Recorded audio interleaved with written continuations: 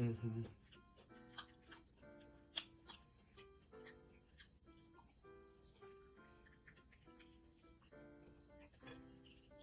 Mm.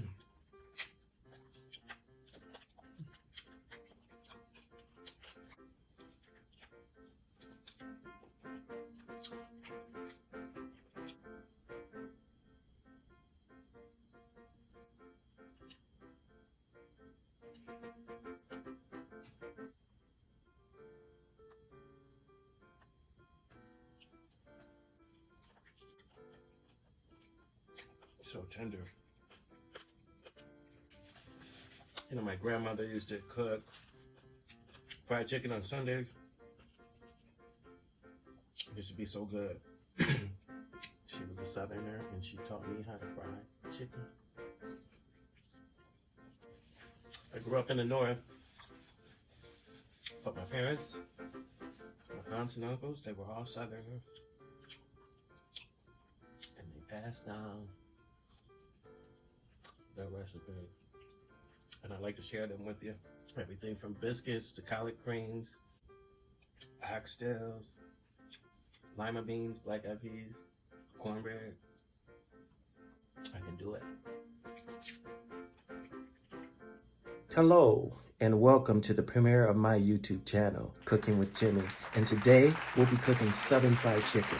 Now, I've seen it made many times on YouTube, but most often I've seen very key ingredients and key steps missing in the process. I'd like to share those with you today. If you like what you've heard so far, hit the like button. Share this video. And if you'd like to be notified about upcoming videos, click that bell to be notified every time I post. And I'll be posting probably every couple of days. Let's get started.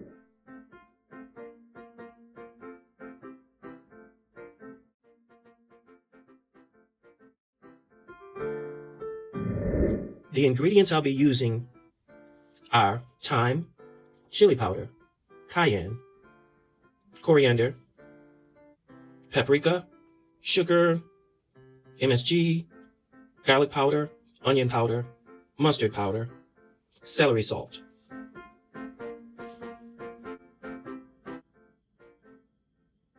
I want to talk a little bit about the MSG, or umami, because I feel like it's gotten a bad rap. I don't know if any of you have heard of the term xenophobia, and the term was associated primarily with a lot of the Asian or Chinese food restaurants and their usage of the umami, which is an extract of seaweed.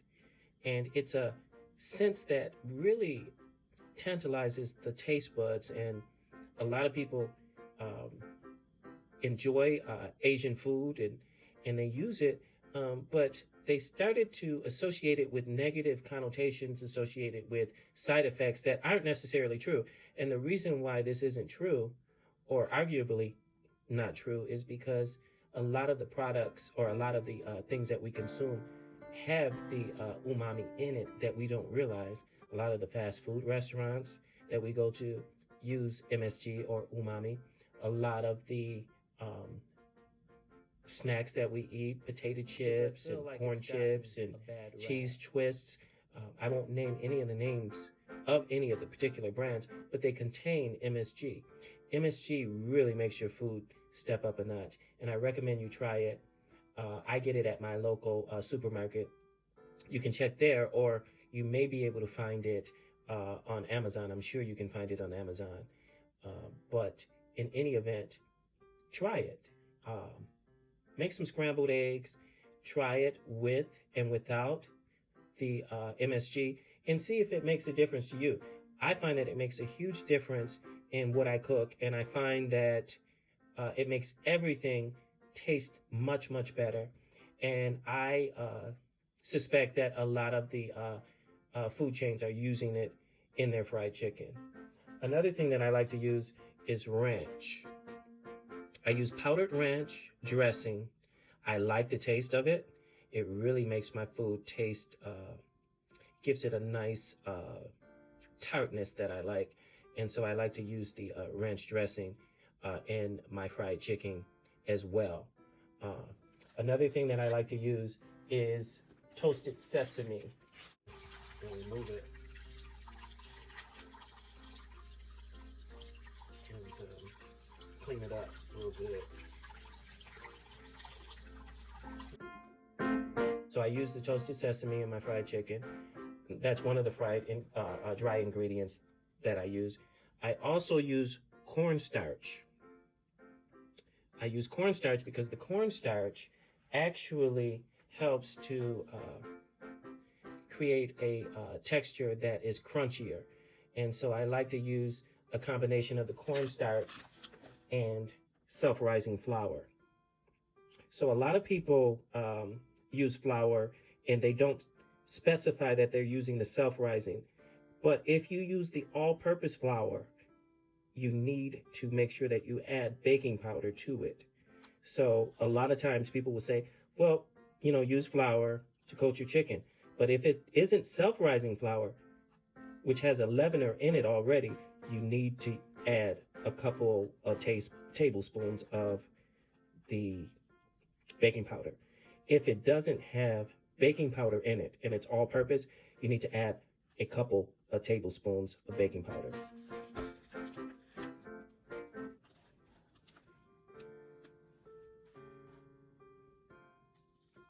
Another thing I like to use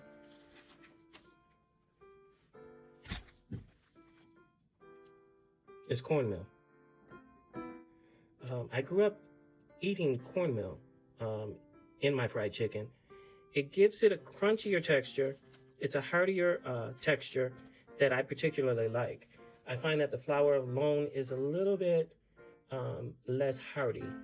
It gives you a texture that is a little bit heartier that I particularly like. So I use about a one-third parts. And this brine just gets rid of all that hard work for you by making it just peel away naturally. It just comes right off without any work. You don't need a knife or anything, just pull it away. The reason why we're using cold water is because we want to make sure that we maintain a temperature above or below the temperature where bacteria can breed. And this is how you keep your family safe from food poisoning. See, I don't want that on there.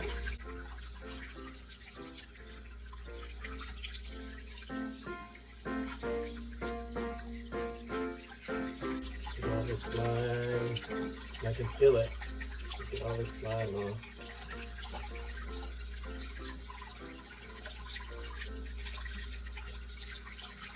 That should do it. Just gonna drain it, let the stopper catch all the fat that came off of it. And give this a drain for a few minutes. You don't want anything to dilute your marinade. So it may take a couple minutes before you can get all this water out of there. So take your time, set it aside while you're cleaning out your sink to let that water drain out of there so it doesn't dilute the marinade you're about to put in that container. So I'm going to go ahead and switch my water to hot water. And rinse this. Then I'm going to start disinfecting everything. But remember, any area where you've had that chicken, but the bleach, obviously you can't use in your food, is more aggressively disinfecting your area, and so that's what you want to make sure that you do. Obviously you can't let bleach get on your food, so you have to use a milder bactericide on that meat. But when it comes to making sure that nothing is cross-contaminated, like your handles and things of that nature, that's when you bring your bleach back out. So it's not necessarily unsafe to clean your chicken. You just have to make sure you're cognizant of the areas that are contaminated and that you're isolating the meat from any areas that you haven't disinfected, and making sure that any areas where you've handled that meat, even after you've used the brine, you still want to make sure that that area is clean. And I've never gotten sick. I've never cooked fried chicken and gotten sick. And sometimes people get sick and they don't even realize that they have a slight food poisoning. They may,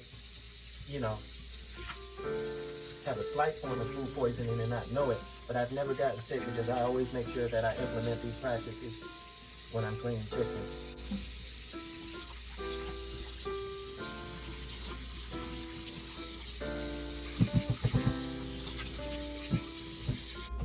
So we're gonna go ahead and see if we can get some more water out of this. You see how much water is coming out of this? So we're still getting water out of this. We've gotten enough water out of this so that we can add our marinade to it. So now we're going to add our marinade over the chicken. And we want this to marinate in the refrigerator for no less than 4 hours or more. It can be 24 hours. You can take this marinade and you can put it in the freezer. You can do whatever you want with this marinade once you get it in there. I don't recommend leaving it in the refrigerator more than 24 hours. So if something happens where you can't, fry the chicken or something comes up unexpectedly, just take it, put it in a freezer bag with the marinade in it, and put it in the freezer until you're ready for it. So we're going to put this in the refrigerator for no less than 4 hours. And what this is going to do is tenderize the meat. The buttermilk tenderizes the meat. It's also going to season the meat, but it's also going to make it very succulent, flavorful, and tender. Now, I'll be adding none other than cornflakes to my dry batter. It gives a very light texture to the fried chicken. I like that.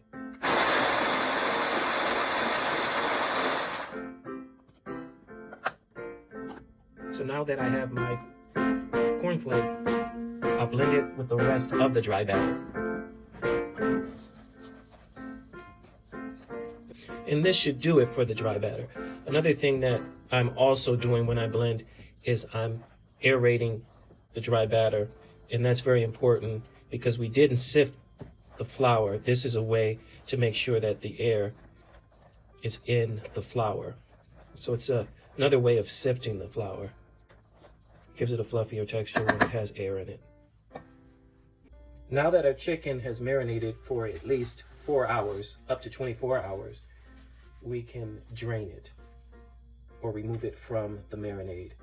We're actually going to keep the marinade and we're going to use it as our wet batter for our fried chicken. But the first thing I want to do is drain it. So this is going to take a few minutes because we want to make sure that we get as much of the wet batter off of the fried chicken as possible before we go to the next step. So I'm just going to sit this here for a moment, let it drain for about 5 minutes, and then we'll continue on with our next step. Another thing we're going to do is we're going to make incisions into our meat. And what this will do is ensure that the chicken cooks thoroughly and all the way down to the bone. So we're just going to take a moment to just pull the skin back and make a few incisions in the meat. And your friends will appreciate you for doing this because nobody likes raw fried chicken. Your family will appreciate you for doing this.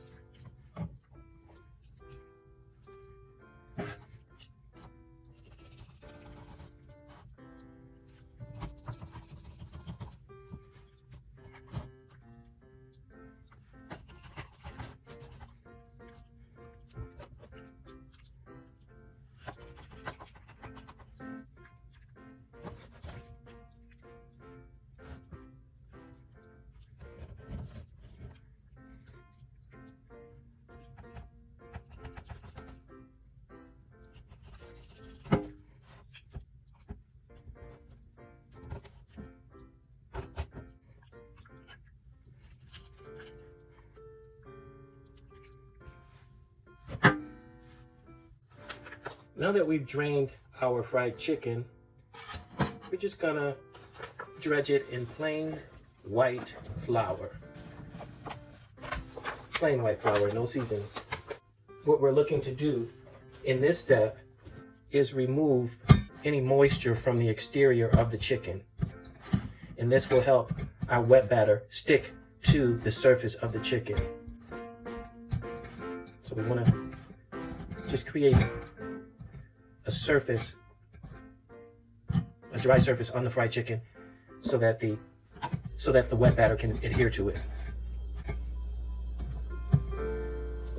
And once we're done dredging our chicken in the flour, we want to let it rest for a moment. And what's going to happen is our flour is going to absorb any wetness or moisture on the exterior of the fried chicken. But it takes time for it to absorb it, so we have to give it time to absorb. And we'll see as it absorbs the wetness on the exterior of the fried chicken.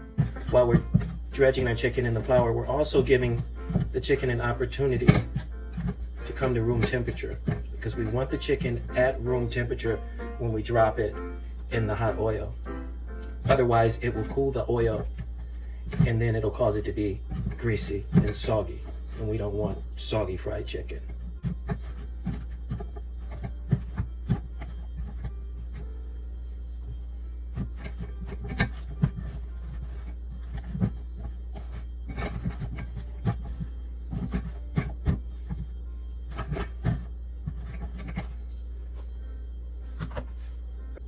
So I'm going to spread my dredged chicken on a rack so that it has room to breathe on all sides.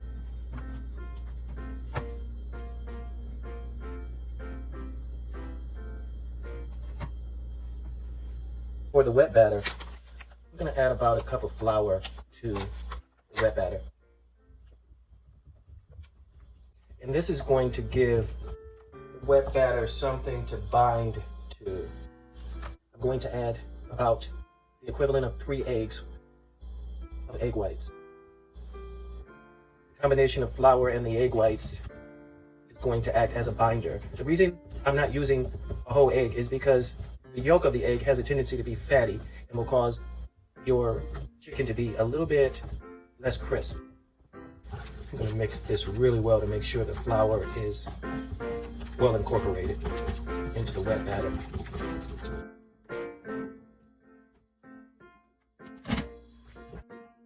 Okay, so we have our frying pan ready to preheat. And we're going to preheat it for about 10 minutes on medium-high using vegetable oil. And when it comes to your vegetable oil, you don't want to scamp.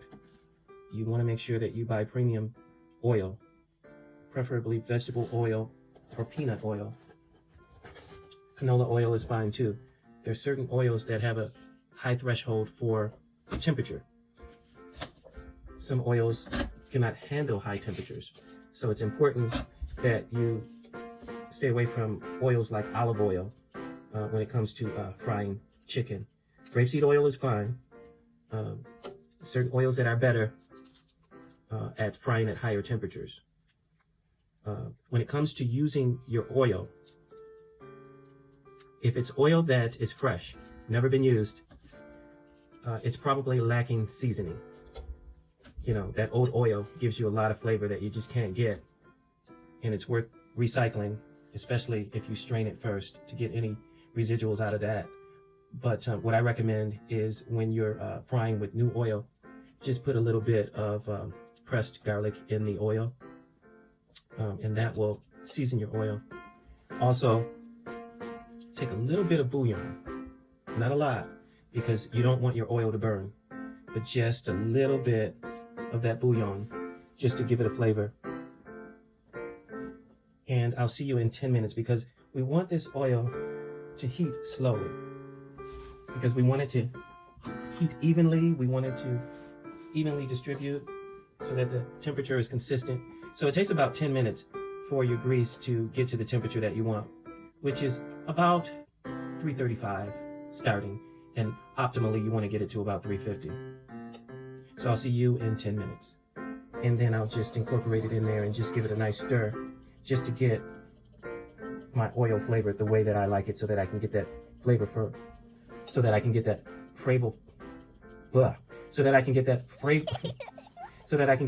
flavorful taste in my chicken. How about that? So we're right around 10 minutes. I'm just gonna take my thermometer and see what the temperature is on this. So what I'm going to do is add club soda to my wet batter, and that's gonna act as a leavener. And I've decided to wait until the 11th hour to add the club soda to the tempura, because I want that effervescence in the club soda. I don't want it to be flat.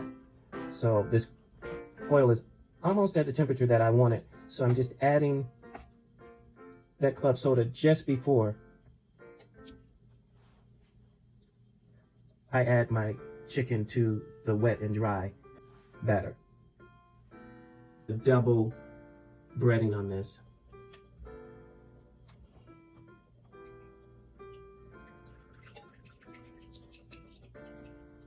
And for this second breading, I'm gonna go ahead and just pack it in really good.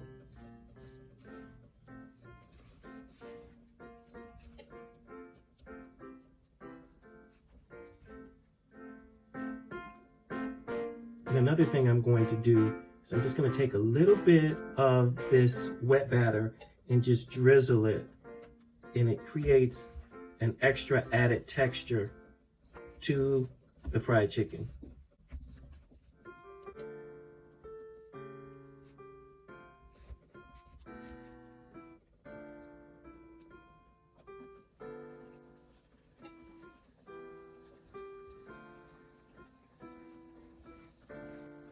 There's a number of ways you can determine whether or not your grease is hot. You can use a thermometer. You can douse a little bit of flour in there just to see whether it floats or not and what it does. My grease will tell me if it's at the right temperature. It sounds like it's raining outside, just lightly. Not a hard rainfall, but just a light rainfall that you can hear in that grease. Look for that sound. It lets you know that you've reached the optimal temperature. So I'm only going to try to fit one more piece in here, because what you don't want to do is crowd your pan. Another thing you want to do is resist picking and probing at it for the first 2 minutes that you put it into the grease, because at this point the batter is forming a crust, and so you risk having it fall apart on you if you pick and probe at it prematurely. You need to make sure that that batter has cooked to a point where it has solidified into a breading before you touch it. As long as you have your grease at the optimal temperature, you don't have to really worry about it burning or scorching. So I'm going to check the first piece of butter. I think it's ready to be turned. Go ahead and turn the second piece.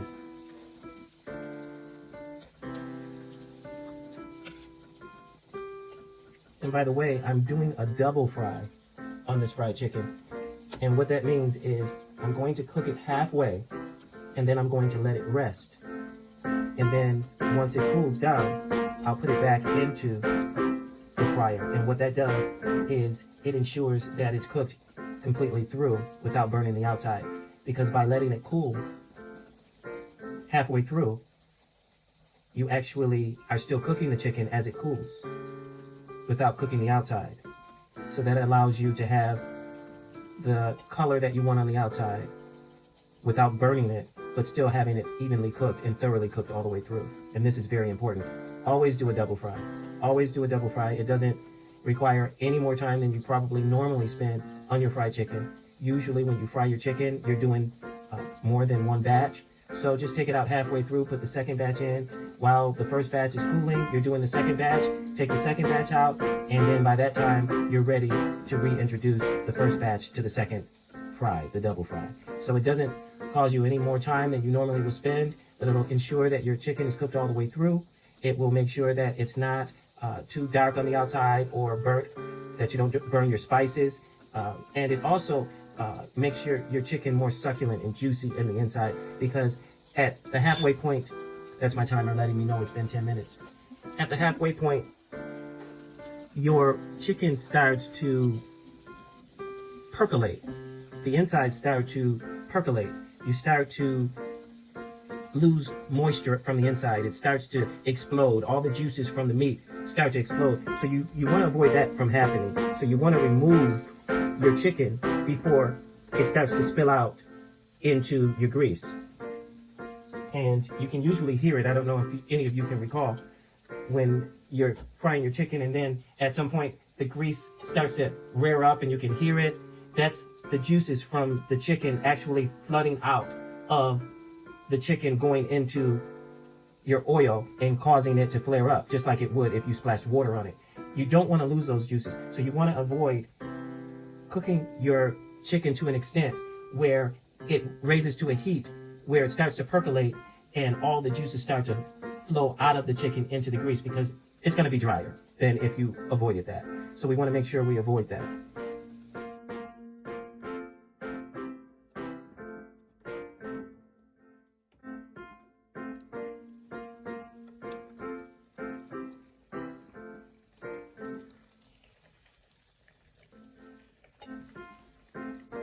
So now we're ready to add yet another piece of chicken.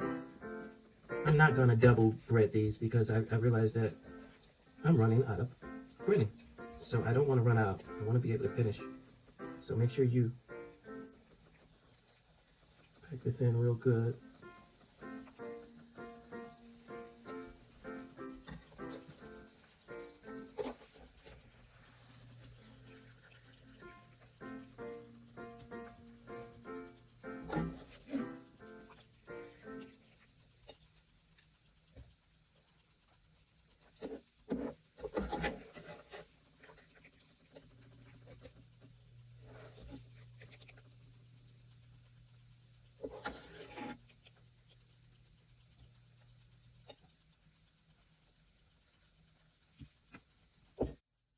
Okay, let's add another piece of chicken. Thoroughly immerse the chicken and thoroughly drip off all the wet batter. And so you're packing it in. You want to press it in and you want to form it.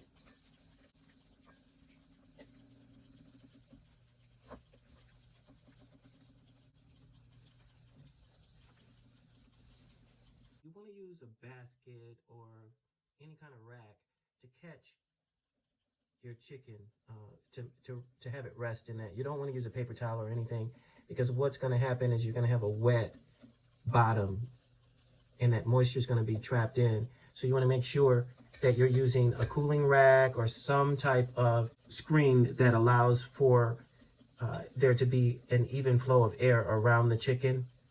And you want to make sure that you thoroughly let it rest. We're going to give our chicken a turn.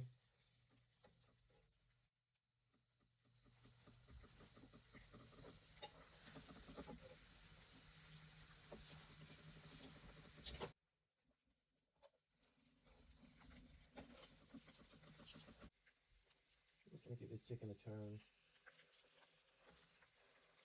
At this point, you can turn it because the breading has already been locked in.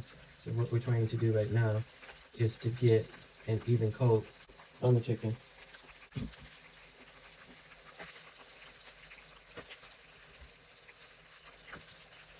I'm just going to go ahead and add another piece.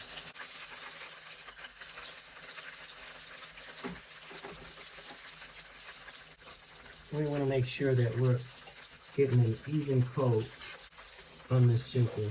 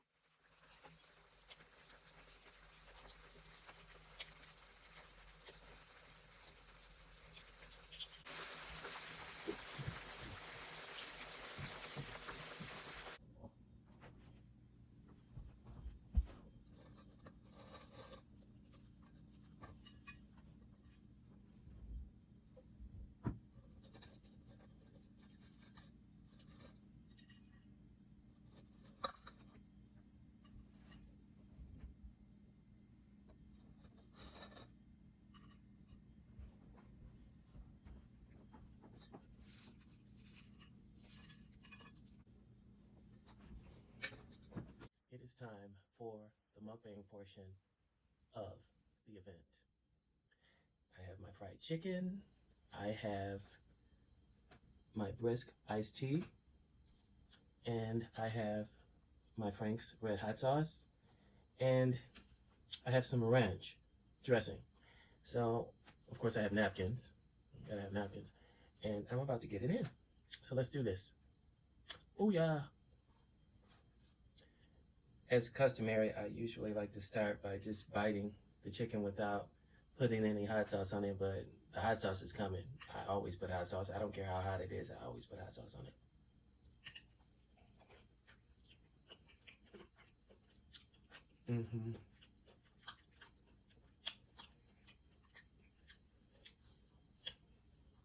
Just the right amount of salt. Nothing's too spicy for me.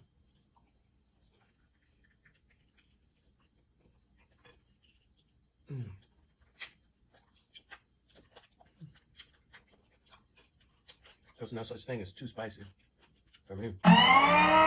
So that says the right amount of heat for most people.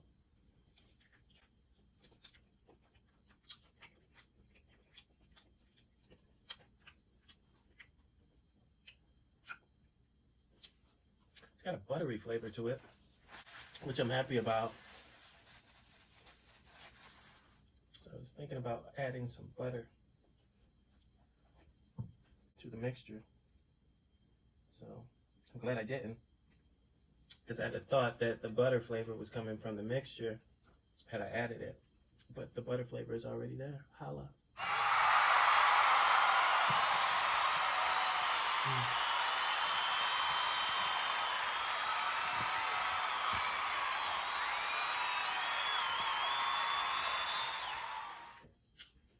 Very juicy.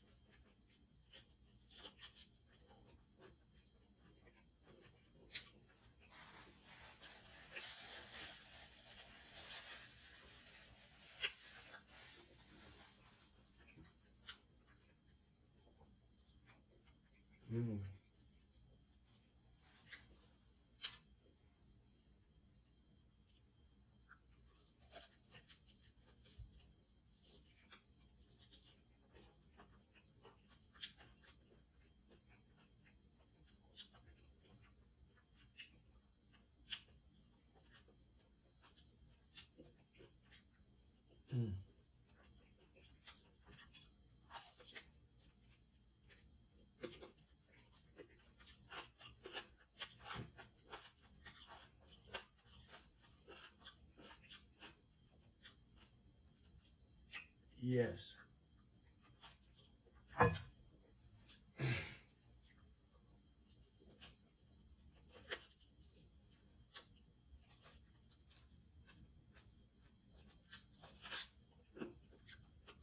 Yes, I clean the bones.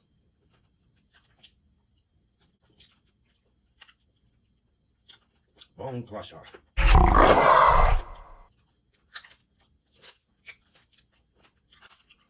Bone crusher. I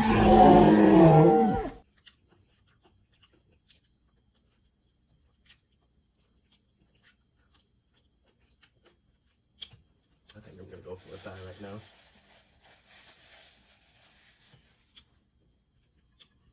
Go for a thigh.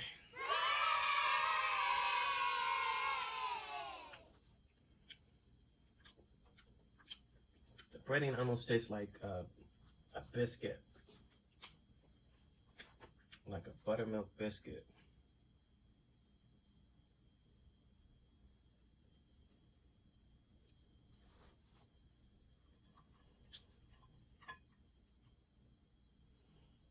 You see that?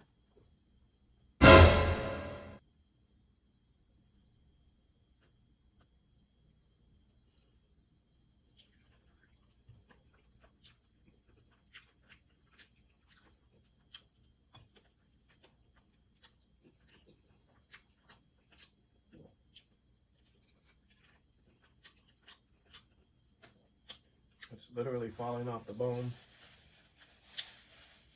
So tender and juicy.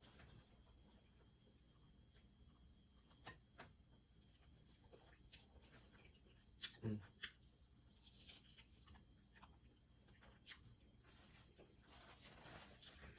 Mm.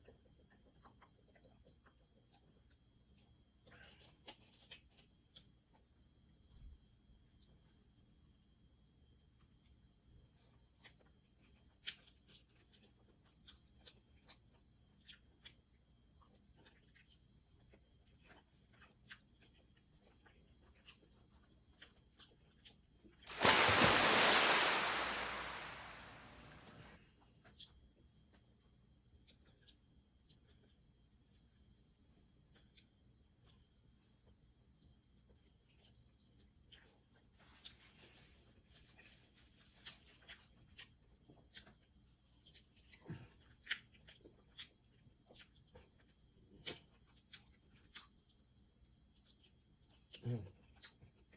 It's falling off the bone.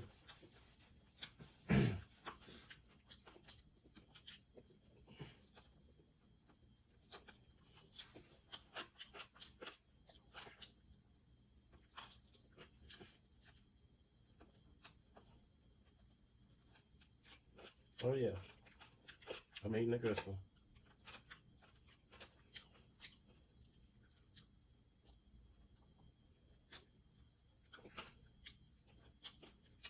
Mm.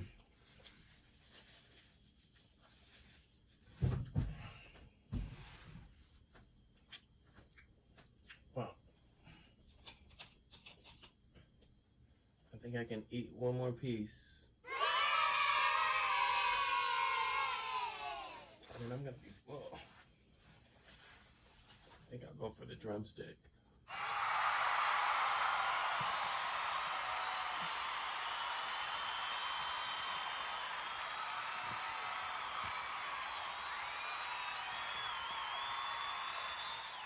The drumstick.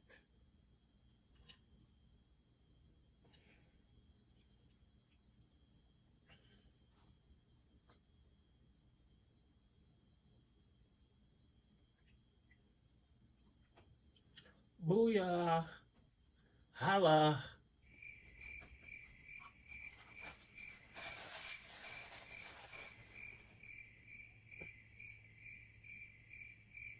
It's about to go down.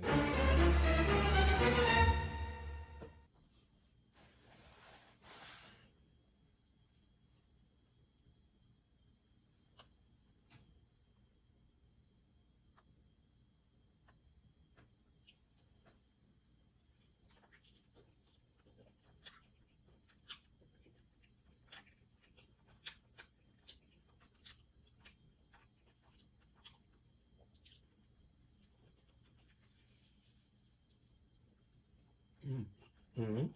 Oh.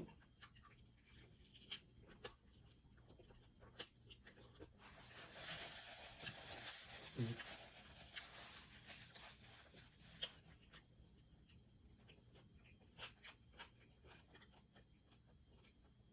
So tender. Mm.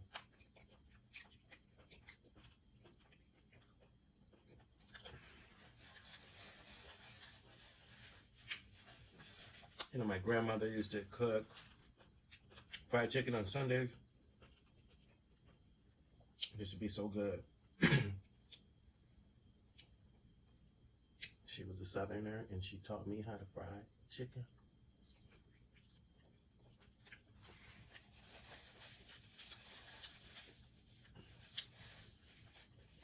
I grew up in the North, but my parents, my aunts and uncles, they were all Southerners. And they passed down their recipes. Everything from biscuits to collard greens.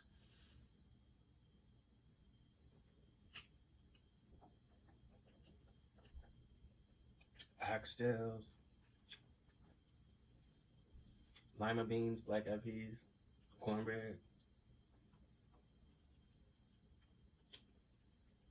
I can do it.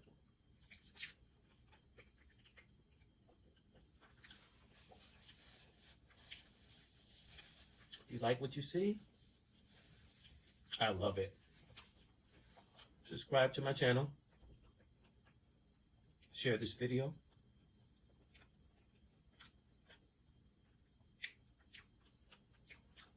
Subscribe. Click the bell so that you can be notified in a couple of days when I post another video, which I haven't decided which it's going to be, but it's going to be something off the chain. Excuse me.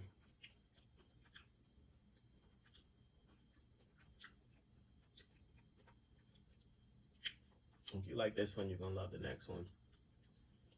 So make sure you hit the subscribe button so that I can hit 1,000.